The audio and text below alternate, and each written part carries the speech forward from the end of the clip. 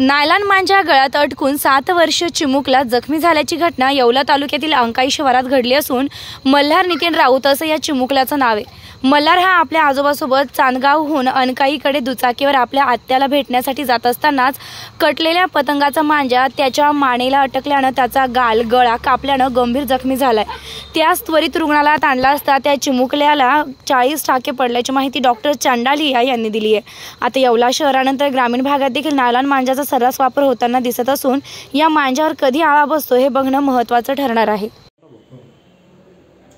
चांदगाववरून अनकाईला येत असताना अनकाई शिवारामध्ये मल्हार नितीन राऊत हे भेटण्यासाठी आत्याला भेटण्यासाठी येत असताना रस्त्यातच त्यांना मांजा लागल्यामुळे त्यांना 40 टाके पडलेले आहेत।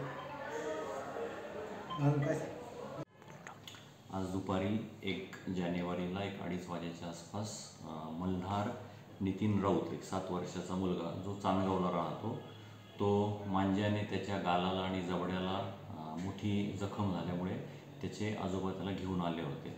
त्याचा डावा गाल ऑलमोस्ट जबड्याचं हाड दिसेपर्यंत पूर्ण चिरला गेला होता आणि गळ्याचाही काही भाग कानाच्या खाली तो इकड झाला होता।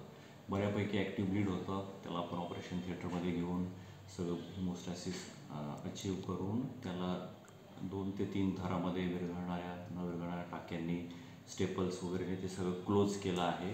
टाईट ड्रेसिंग देऊन त्याला आता वॉर्डात तो ॲडमिट आहे।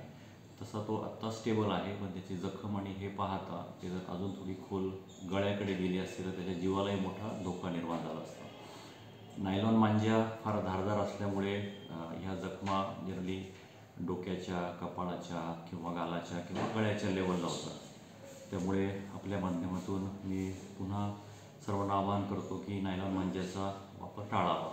सर्व नागरिकांनीही जे पायी चालतात किंवा जे 2 व्हीलरवर प्रवास करतात या दिवसांमध्ये त्यांनीही सेफ्टी मेजर्स स्कार्फ म्हणा किंवा गळ्याला चेहऱ्याला रुमाल स्कार्फ लावणे किंवा बाकी मेजर्स घेऊन प्रवास करावा।